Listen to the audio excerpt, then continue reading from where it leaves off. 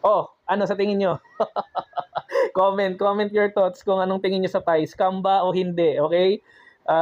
Doon sa mga nakapag-withdraw, masaya ako para sa inyo. Pero ako, hanggat hindi ko siya nagagawa sa mismong sarili kong account, finalo ko lahat ng dapat sundin. Na-verify ko na rin yung email ko. Pagka-transfer nung Pi coin ko dito sa mainnet, after a few weeks, naka-receive ako ng notification mismo dito sa Pi app na confirm yung wallet address ko kung tama, na-verify natin through email, na lista ko yon. Kaya sigurado ako na nung kinumpare ko talagang parehas and tama, walang mali. So, ganun lang. Pag hindi ko talaga to na-withdraw, para sa akin scam to. Pag na-withdraw, edi happy tayong lahat. Okay? Comment lang guys ha. Scam ba ang Pi o hindi? Ayan guys, a quick Pi update lang tayo today. Timestamp March 18, 2025, 12:05 PM Manila time. From here, i-monitor natin kung scam ba talaga tong Pi o hindi, okay? Nakikita natin dito sa Pi mainnet wallet natin, meron tayong 536.64 Pi. Available balance, ano lang, 0.01 Pi. Okay, pero makikita natin dito yung date and time nung recording natin, 12:06 PM Manila time, Martes ngayon, March 18, 2025. Makikita nyo dito sa history sa baba, itong nasa gitna yung 401. Okay? Transaction details, balance migrated, 401.48. Okay? So, napunta yan sa mainnet wallet natin last March 3. Okay?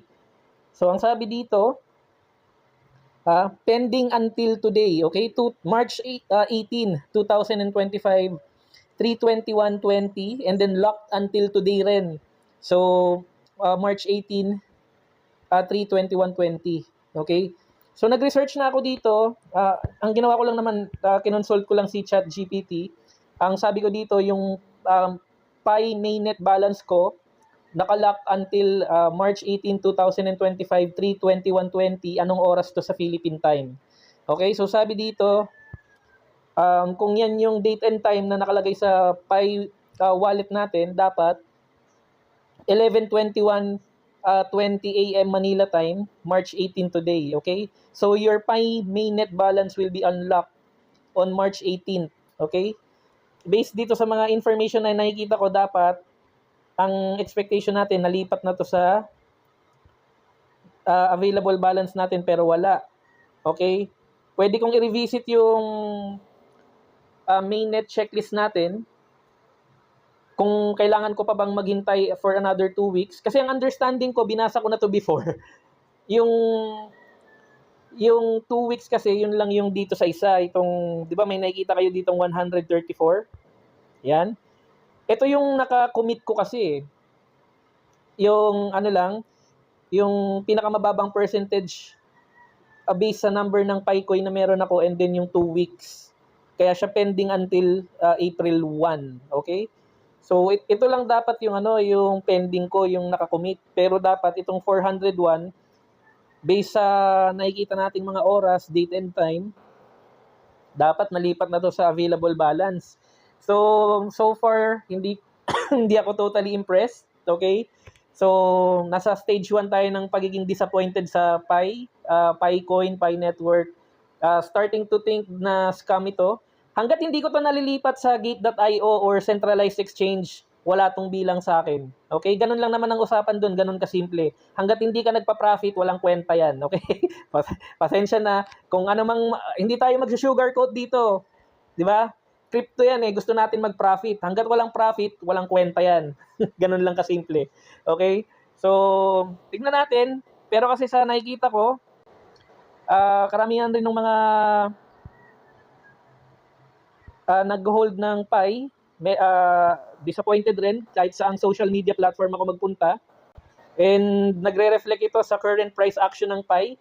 Okay, kanina ang umaga nasa around 76, 75 to, tapos ngayon bababa pang lalo, nasa bingit na ng 60 pesos yung isa. So wala na to. Delikado na yan kasi nakamax yung view natin dyan ha. Kita nyo yan? Bababa na siya ng 75. Ayan na, nandito na siya. Pababa na ng pababa lalo. Okay, so nakahanda akong bawiin lahat ng sinabi ko for as long as magkatotoo yung expectation natin na lilipat tong yung 401 muna na Pi, okay, papunta dito sa available balance para mai-transfer na natin sa gate.io. Kasi yun yung meron akong yun yung account na meron ako. Doon ko gustong i-transfer yung Pi ko, and then from there, pag-iisipan natin kung i-hold pa ba natin, iti-trade natin, or direktang i-sell na natin, okay? Pero doon ako sa isi-sell ko siya, mag-i-imbak na lang ako ng more stable coin, maghihintay ng yung sagad-sagaran sa lalamunan na bear market, okay? So, update ko kayo guys kung mawi-withdraw ko talaga tong Pi coin, and then saka natin siya uli pag-usapan. Maraming salamat.